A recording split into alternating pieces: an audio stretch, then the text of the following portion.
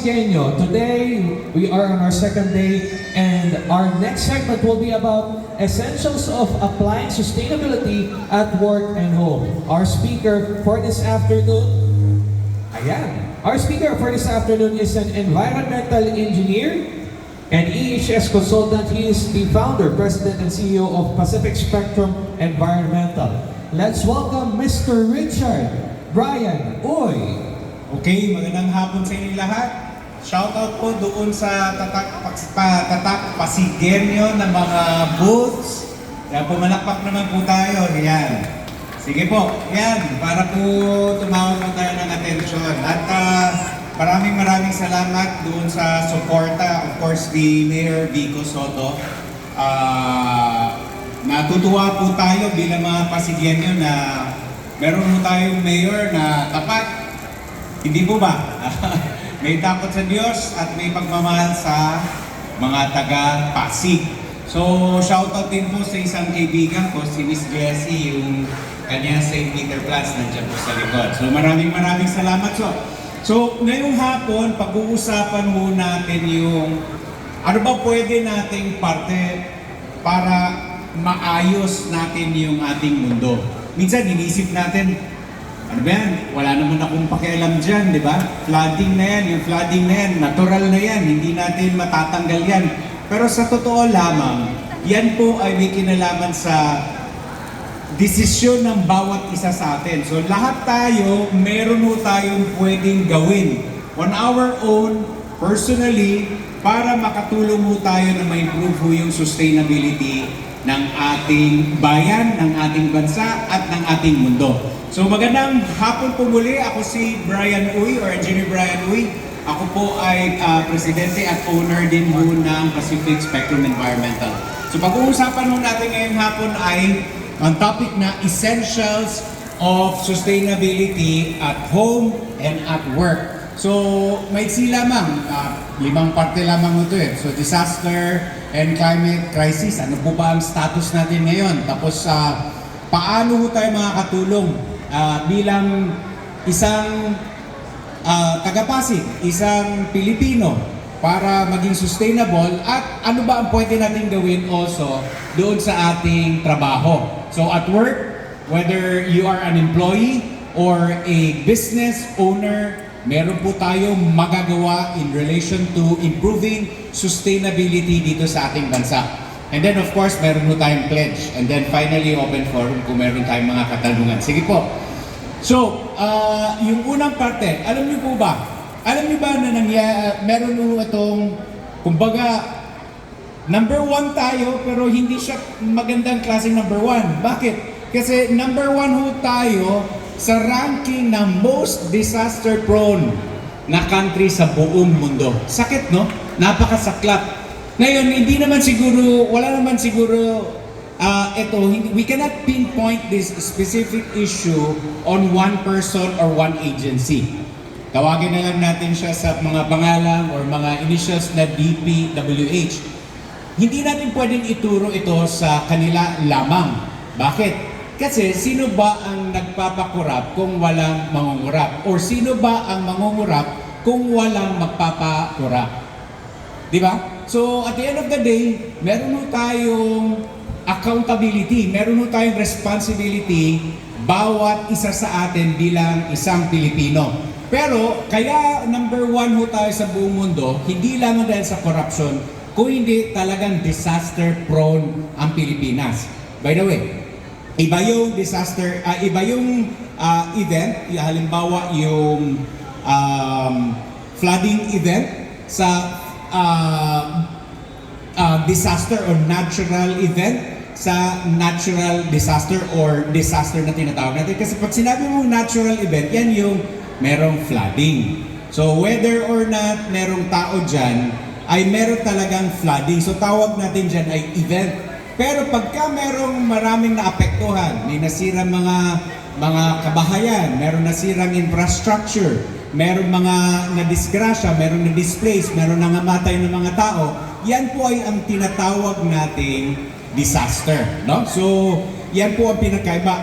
Ang problema sa atin ay dalawang bagay, 2 factors. Mainly, one, talagang maulan dito sa Pilipinas. Hindi po ba? Maulan sa Pilipinas.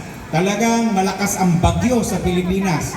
Talagang mountainous ang Pilipinas. Napakaraming rivers, napakaraming parte, isa sa pinakamahabang stretches of beaches or shoreline in the whole world. So talagang natural, magkakaroon tayo ng maraming kumbaga, risk sa natural events. However, yung pangalawa naman ay may kinalaman sa atin, sa tao. So sometimes, masakit man isipin, pero tayo po kasi nagde-develop tayo sa mga lugar na hindi dapat natin pinaglalagyan or nagde-develop ng mga kabahayan. Pero yan ang masaklap. Hopefully, meron tayong magagawang paraan. Hopefully, ang Congress, ang Senate natin, lower house, at ang ating mga agencies ay meron magawa diyan. Okay, next one. So, pag tinignan mo, number 1 ang Pilipinas, number 2 ang Indonesia, ikatlo ang India, ika-4 Colombia, ika-5 Mexico. Pero tingnan mo yung score natin, di ba? Parang napakataas talaga. Malungkot man sabihin, pero yan ang katotohanan. Ayan. Alright, next one. Okay, so ito yung mga nangyayari dito sa Pilipinas at sa buong mundo. So, mangilan lang mo yan. No? So, halimbawa, meron tayong global boiling. Dito sa Metro Manila, it hit the all-time high record of 45 degrees. Biruin mo, 45 degrees. Kailan to? April 28, 2024. Last year lang. Meron tayong super typhoons na nangyari in PH, no? In the Philippines, have become actually more frequent. Ito lang recently, di ba? Meron tayong sa Cebu area na parang nakakagulat, first time. Akala natin yung Ondoy mangyayari sa atin lang, sa Metro Manila. Pero nangyayari na rin sa ibang mga region, specifically sa Cebu. Ngayon, meron din tayong mga drought na issues noong 2024, May, hit 65 provinces. And finally, familiar naman kayo, hindi lamang yung mga fire risk, yung mga forest fires, hindi lang nangyayari yan sa Australia, nangyayari din yan sa iba't ibang parte ng mundo. Kalintulad nung nangyari sa California very recently this year. Okay, ayan. So, ito at katanungan. Sustainability is the answer. And it starts with us. Nagsisimula po yan sa atin. Bakit?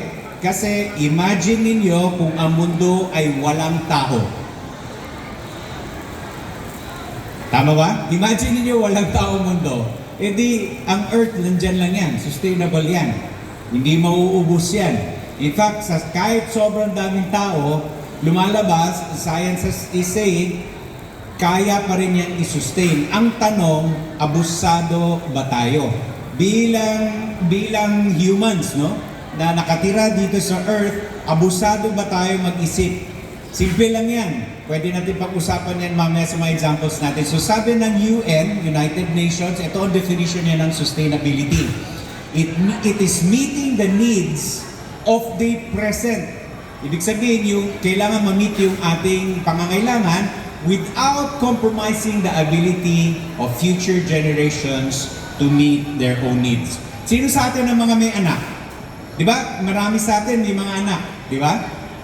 So, kailangan ang sustainability daw, iisipin natin kung ano yung pangangailangan natin at makamtan dapat natin yun ngayon, pero kailangan din natin isipin kung ano yung pangangailangan ng susunod na mga henerasyon.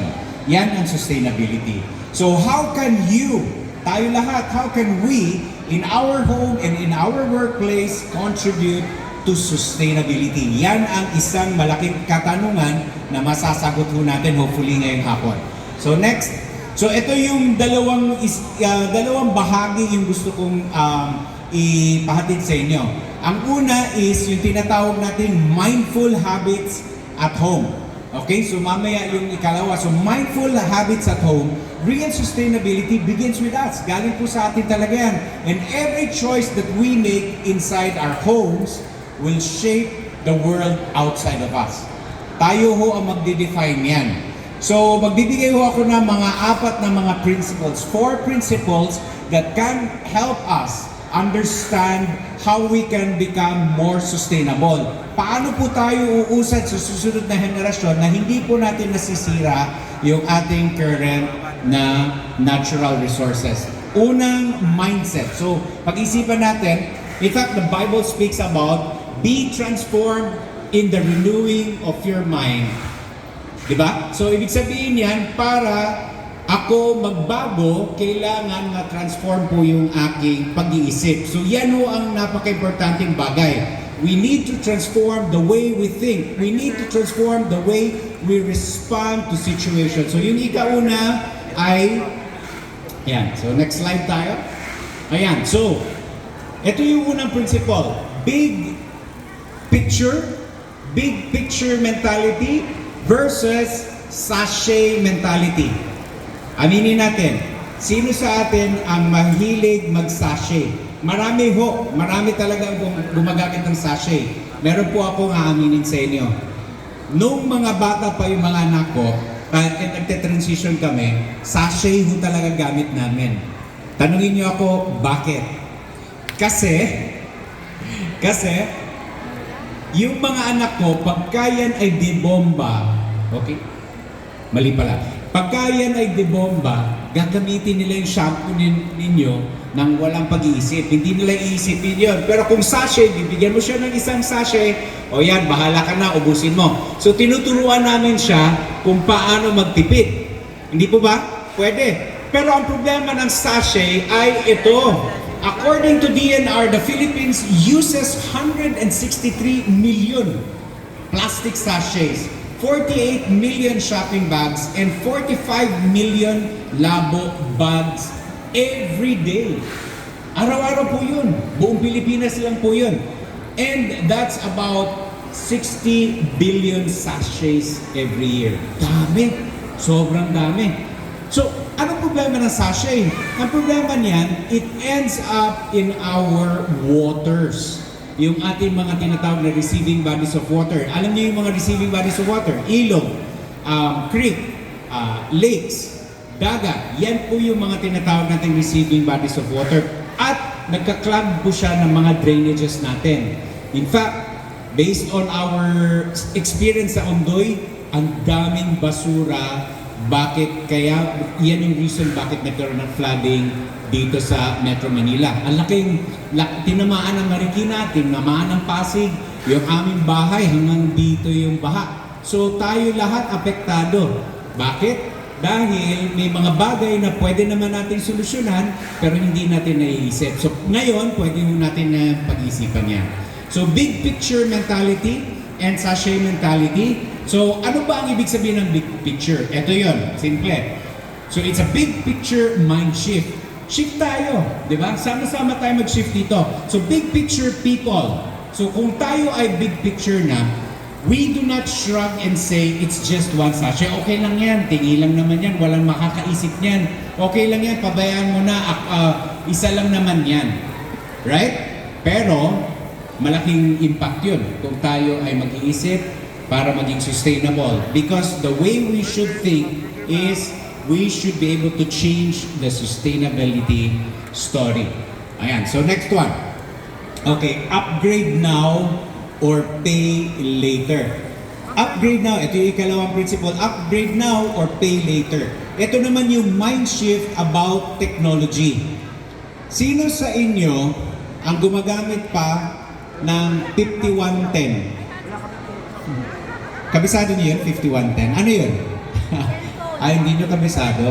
Nokia, di ba? Nokia 5110. So kung gumagamit kayo nun, ngayon, tago nyo yun. Mahal na yun.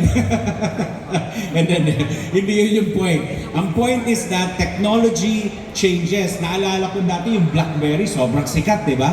Ang sarap pakinggan yung click, ang sarap mag-rolling, di ba?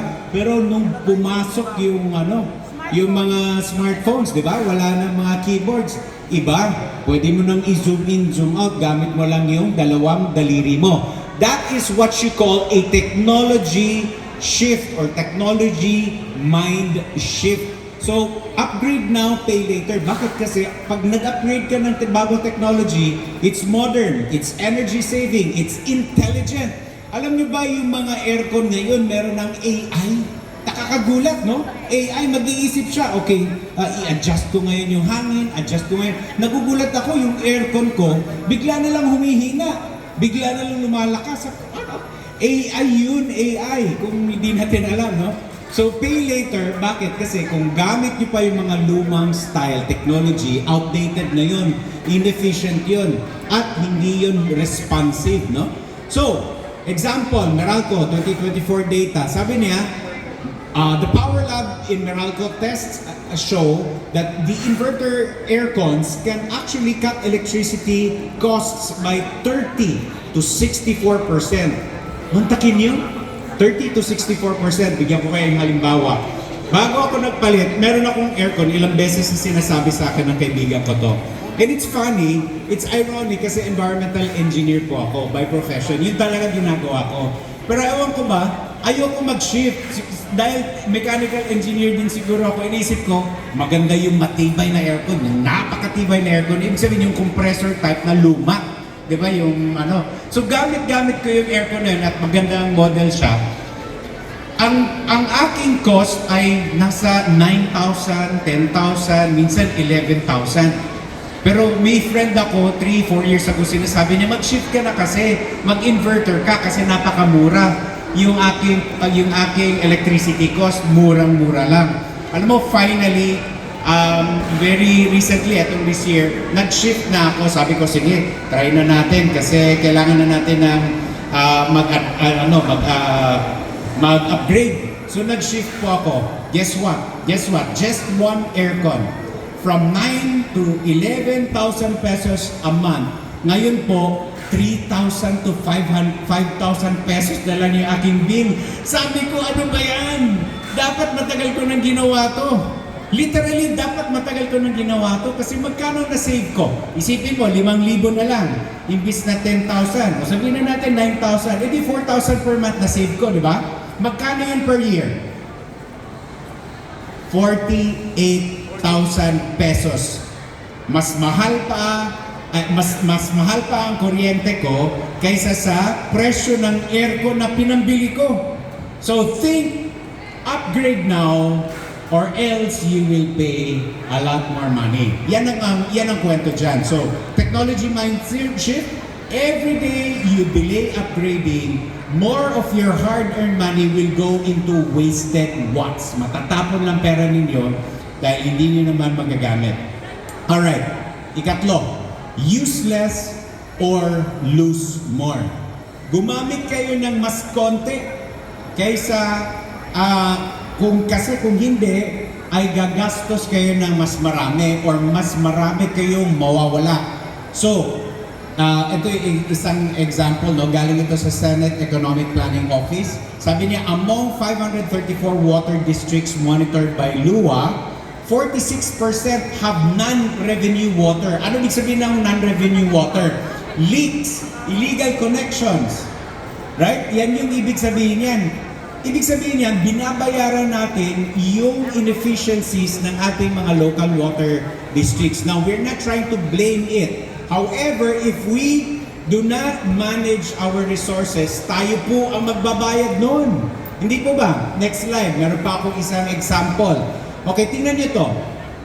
I'm not trying to, say na poor, rich, kasi mag-ingat tayo sa mga ganun ngayon, di ba? Baka sabing politically incorrect natin sabihin. Pero generally speaking, meron talagang mas mayaman, at meron din talagang mas mahirap. So, sabi ng statistics, poorer households daw, yung mga poor people, only use 50 liters per capita per day. Ibig sabihin, 50 litrong tubig lang kada araw, kada tao. Pero ang mga mayayaman, gumagamit doble. Bakit kaya? Kasi kaya nilang magbayad ng mas malaki. Pwede, di ba? Kasi kaya mas malaki yung bayad nila. Pero pwede rin naman mas malakas yung gamit talaga nila dahil yung shower nila ay mas masayang gamitin. Pwede rin yun. Pero guys, ito nga yung mind shift na kailangan nating sabihin, no? The mind shift is, on the next slide, the stewardship mind shift. Ano ba yung sabihin ng stewardship? Ibig sabihin ng stewardship, hindi porket kaya niyong bayaran ay dapat niyong sayangin. Hello? Tama ba yan? Meron tubig, libre naman. Magkano ang water bill ninyo every month? Siguro 300, 500, pero meron mga ibang mga tao na minsan umaabot ng 10,000 pesos per month ang tubig. Ang lakas gumamit. Dahil mayayaman ba? Yes, mare. Pero hindi porket kaya po nating bayaran ang resource, we quote-unquote have the right. Siyempre meron naman talaga tayong right. Pero sana, in the sustainability mindset, we do not waste our resources simply because we can pay for it. Okay ba kayo doon? Acceptable ba yun sa inyo o parang galit na kayo lahat sa akin? Ayan, so, ikaapat, ikahuli. Alright. Own it, do not ignore it. So, siguro, bago ko ituloy ito, no? Ganon yung aking tinuturo sa mga anak ko. I want to emphasize that I do not only do this for myself. So, I teach my kids. Kasi at the end of the day, kung ano ang tinuturo natin sa mga anak natin, yun yung gagawin nila in the future. Kung hindi po yan natin tinuturo sa mga anak natin, goodbye yung mga gandang prinsipyo, goodbye yung mga magagandang mga naituro ay natutunan natin sa henerasyon natin. Tama po ba? Yeah. O, di ba? So, sana maituro natin yun. So, yung mga anak ko, tinuturuan ko na dapat mahina lang yung tubig. Huwag magmadaling maghugas kasi minsan sobrang lakas ng tubig, nagmamadaling maghugas, di ba? Kasi ang lakas ka ng tubig so sabi ko, hinaan mo, gawin mo kalahati. Pagka nabitin ka, saka mo lakasan ng konti pa yung tubig. So yan ay isang principle na pwede po natin matutunan. So own it, do not ignore it. Ikaapat. Okay. So sabi ng DPWH, guys, 70% ng Metro Manila na internal drainage, yung mga flowing, yung mga culverts natin, no? Drainage systems are clogged with garbage and silt, primarily plastic wastes. O di parang sachet din, bumalik din tayo dun sa una nating mga slides kanina. At yan po ang nagpapabaha, isa sa mga sources ng ating cause ng pagbabaha. So own it, do not ignore it. So ano po yung mind shift dito? It's in the next slide. Okay, sabi niya, this is what you call an ownership mind shift. Ibig sabihin nun, if I see it, I own it. Meron ba kayong ganong prinsipyo sa bahay? Halimbawa, meron ba kayong mga anak, nakita mo na may saging, may balat ng saging na nalaglag sa floor. Ba't hindi mo pa pinulot? Sabi, kay ate yan kay kuya yun Meron ba kayong mga ganong anak? Of course, meron, di ba? Lahat tayo ganun, pasaway tayo nung bata tayo, ganun din. Hindi ako yan, si ate yan, hindi ako yan, si kuya yan. Pero, sustainability mind shift is an ownership mind shift. I see it, I own it. Bigyan ko kayong halimbawa. Sa totoo lang, hindi po ito pagmamayabang. Ito po ay isang prinsipyo na gusto ko na matutunan ng mga susunod na henerasyon. Ang thinking ko is lagi, kung saan ako pumunta, gagawin ko siyang mas mabuting kalagayan. Hindi ako bagyo. Ang tawag ko doon, ikaw ba ay bagyo or developer? Yun yung terms ko. Kasi yung mga anak ko, pag pumunta sa kama, pag alis niya sa kama, parang binagyo. Di ba? May ganon. Kakain. Pagkatapos kumain, para may nangyaring disaster doon sa hapagkainan. So tinatanong ko sila, ano ka ba? Bagyo ka ba? Nasisira ba lahat ng ginadaanan mo? O ikaw ay developer? Nag-aalaga ka at pinagaganda mo yung lahat ng dinadaanan mo.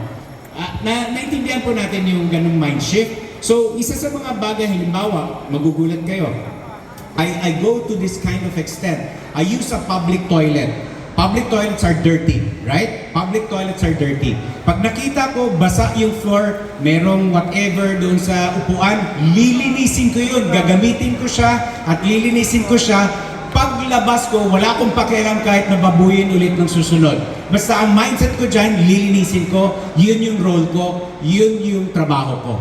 Sana kung tayo lahat ay ganyan, I believe this Philippines can become a better nation if we truly do it, if we are disciplined enough to be accountable. So sabi ng ownership mindset, when you walk past a litter, kung dinaanan mo lang yung kalat, you're actually voting for your street to stay that way. Ibig sabihin, wala kang pakialam. Ibig sabihin, okay lang sa'yo na madumi yung dinadaanan ninyo. Sana hindi po tayo ganun bilang mga Pasigueño. Sana hindi po tayo ganyan bilang mga Manileño. Sana hindi po tayo ganyan bilang mga Pilipino. Alright. So systemic change. Ito, iiksiyan ko na lang to kasi mukhang kailangan kausapin dito yung bawat individual, hindi naman mga business owners. Simple lang yan. Ito yung ikalawang shift. Systemic change. Yung kanina, mind shift. Ibig sabihin, yung utak ko kailangan kong baguhin. Right? Kailangan iba yung pag-iisip ko para yun ang magpupush ng ating industry, yun ang magpupush ng ating nation. Kasi nagsimula sa akin. Pero ito, systemic. Bakit? Kasi ito na yung mga sa trabaho. Ano ba ang pwede kong gawin sa trabaho? Real change happens when employees and business leaders pull in the same direction. Okay, simple. A few things I'd like to share. I'll try to do this quickly so that we can end. Okay, next.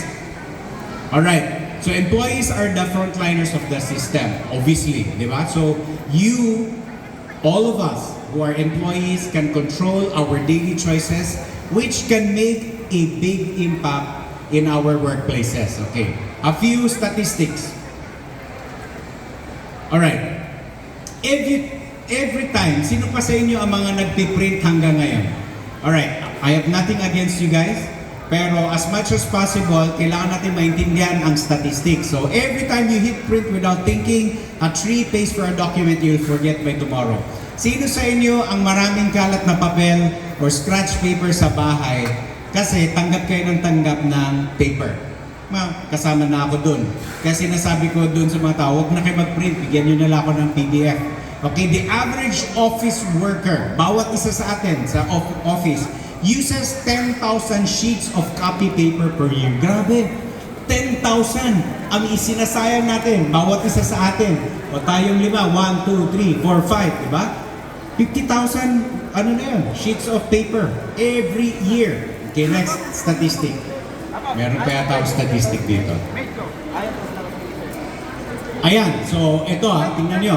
So if I click more and print less, ito ang pwede mangyari. So sabi ni HSBC, Hong Kong company ito, di ba, yung credit card, it estimates that by sending 2.4 million paper statements, yung billing nila, di ba, to commercial customers, it actually is equivalent to 300 trees. Grabe, kadami. 300 trees ang inaaksayan ng HSBC every year. Statistics nila to, data nila ito. But, sabi niya, DocuSign daw in 2022 noted that e-signatures can actually save $36 or 2,000 pesos every document if you include the cost for paper,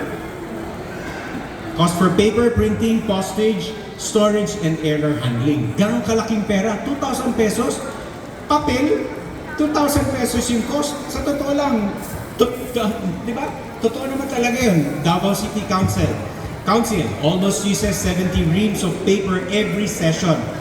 Di ba? Nagmi-meet yan sila na gumagawa sila ng mga batas. Kada session nila, kada upo nila, 70 reams of paper, bond paper ginagamit. Pero nag-digital na sila, bumaba na sa 5 reams. Sabi, na sila, 75% savings. Laki. Okay, next one.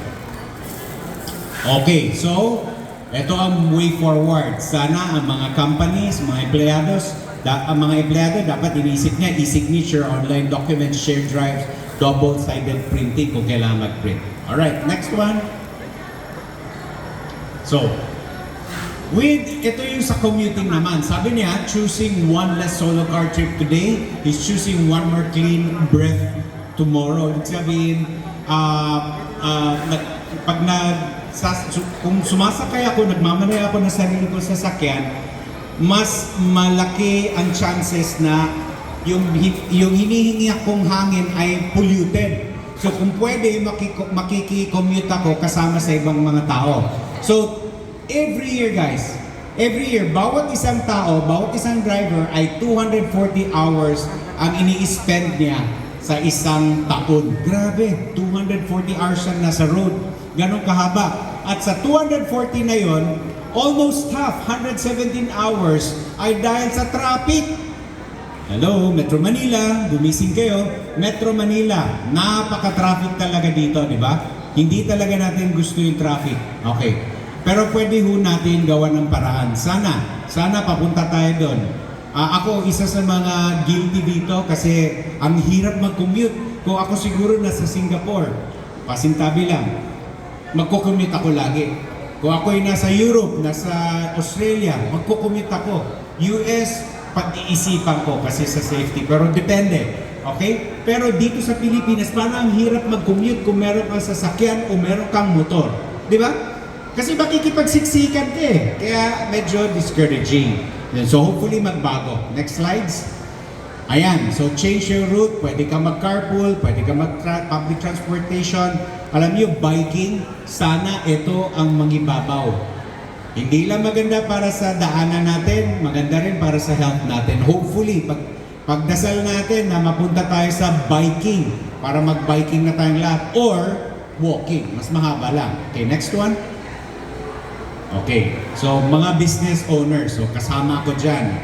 Dapat, ang pag-iisip ng isang business owner, katulad ko, is dapat mag-set ako ng policies, budgets, tools, at saka incentives that allow sustainability to progress. Okay, so next one.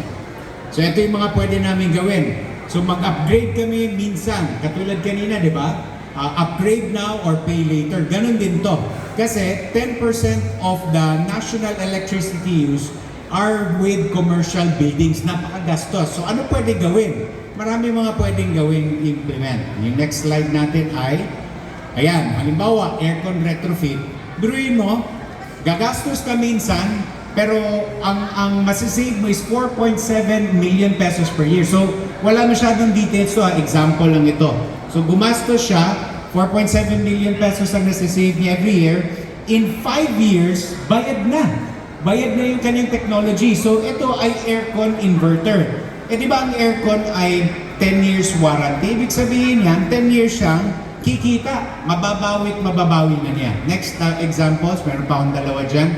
Lighting retrofit. Pag-shift ako to LED, di ba? LED light. 834,000 pesos per year ang savings ko. Ang payback, walang 3 taon. Ibig sabihin, yung ginastos ko, mababawi ko siya, walang 3 taon. Eh di ba tumatagal naman talaga yung LED lighting? Hindi ko sinasabi yung mga LED na nabibili sa kung saan-saan ha. Ito yung mga matinong contractor, ito yung mga matinong suppliers na meron mga matataas na warranty. Okay, next example, last one. Electrical retrofit. So ito, 2020 pa ito. Guys, iba na to. 2025, actually, ang payback para sa solar is only 3 years.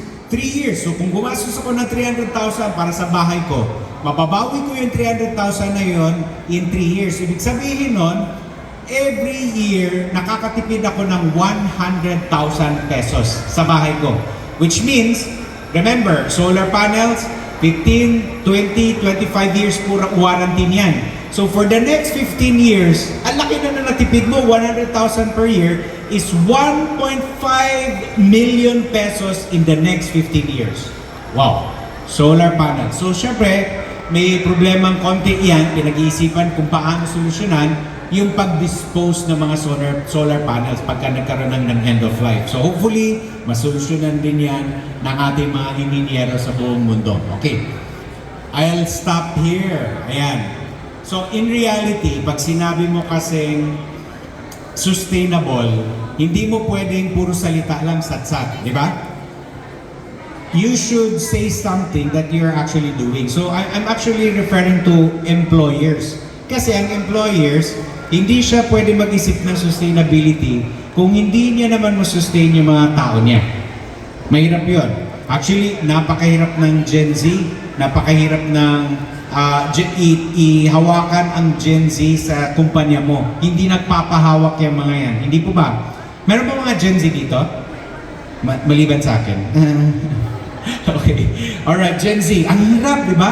Ang ano nga, ang holding time ng mga yun, kumbaga months lang. Masaya ka na kung humaba ka ng 3 taon na hindi magre-resign sa'yo.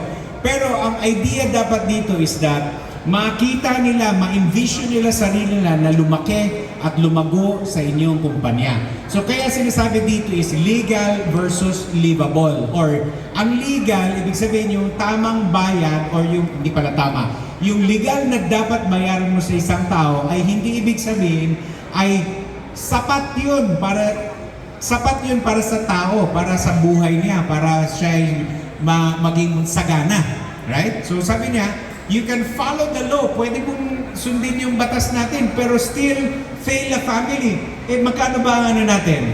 Tawag dito? Minimum daily wage sa Metro Manila. 600 plus? Tama ba? Nakalimutan ko na, hindi kasi ako HR. So, 600 plus? Right? Okay. So, pero kung 4 anak mo, my goodness, paano ka magsusurvive? 3 ang anak mo, di ba? Ang hirap. Ang hirap talaga nun. So, yan yung mga bagay na kailangan pag-isipan ng mga employers. Ayan. So 30 to 35% of total employment in the Philippines is still actually informal. Ibig sabihin, arawan yung mga yan. So mga construction workers, hindi yan sila mga regularized people. I think I have 2 more slides and I will end. Okay, so sabi niya, ito yung mga mga global data. Sabi, pay and benefits are the top driver of turnover. Baliktarin natin, kaya nagre-resign, o simplihan natin kaya nagre-resign ng mga tao dahil may kinalaman sa pay at saka benefits. Yan ang ibig sabihin nun. Ikalawang statistic, employees who feel they are paid fairly are 10 to 20% more productive. Siyempre, yung ramdam mo na maganda yung bayad sa'yo, mas gusto mo magtrabaho, excited ka magtrabaho para sa kumpanya mo. Pero kung medyo tinitipid ka, di ba, yung feeling mo parang kulang to, parang dami kong ginawa pero wala namang bumabalik sa akin. Siyempre mag-iisip talaga yung empleyado. Tama lang yun, natural yun sa atin lahat. Okay, and finally, when employees now trust their company's pay practices, they are 2 to 3 times more likely, 2 to 3 times more likely to stay for the next 2 to 3 years. Ganon kasimple. So, kung ang pay practices ng inyong kumpanya ay something na parang naniniwala ako sa style or sa sistema ng salary ng aking kumpanya, gusto ko magstay ng mahaba. Pero siguro ngayon, yung mahaba na yun is 2 to 3 years na pala. So, although hindi ako personally naniniwala doon, kasi meron akong mindset na nag-iisip ako kung anong meron ako, dapat yun yung maibigay ko sa aking mga empleyado. So gusto ko iangat lahat para tumagal ang aking mga empleyado. So yung goal namin sa opisina namin, ganun talaga. Hindi ko alam kung magagawa namin, pero marami pang panahon na pwedeng gawin yan. Okay, so thank you so much. I think ito na yung last na slide ko, the pledge. Isa lang, kahit isa lang makuha nyo galing doon. 4 yung principles natin natutunan kanina. First principle ay yung sachet mentality. Ibig sabihin, look at the big picture. Big picture. Ano ba ang role mo sa big picture na yun? Kahit maliit ka, you are just one of billions of people around the world. Do your thing. Gawin mo yung trabaho mo. Yan ang trabaho natin. Second, technology shift. Mag-shift na kayo. Kung kayo ay fluorescent pa rin, incandescent lalo, mag-shift na kayo sa LED, mag-shift kayo sa solar kung merong opportunity, go ahead with that. Ikatlo, ano nga yun? Makalimutan ko yung ikatlo. Pero ika-4 ay yung if I see it, I own it. Okay? If I see it, I own it. So nakita mo, may basura, pulutin mo. Yun eh. Kasi nakita mo. Yung ikatlo, naalala ko na. So yung mentality na hindi porket kaya mong bayaran, isaysayanin mo yung tubig. Alright? So isa lang, isang principle na natutunan nyo ngayong hapon, please apply it in your life. That can change you, that can change your children, that can change Metro Manila, it can change the Philippines, that can change the entire world. Thank you very much and good afternoon. Thank you very much, Engineer Richard Brian Uy from Pacific Spectrum Environmental Research and Consultancy. You can contact them. Nandito po yung mga numbers nila, naka-flash screen. And he will be joining us on stage for so we will be presenting the token of appreciation. With us is the co-chairperson for the Pasig City Chamber, Ms. Mitch Ballesteros. Alright, okay. Ayan. DJ, bigyan natin ng sounds.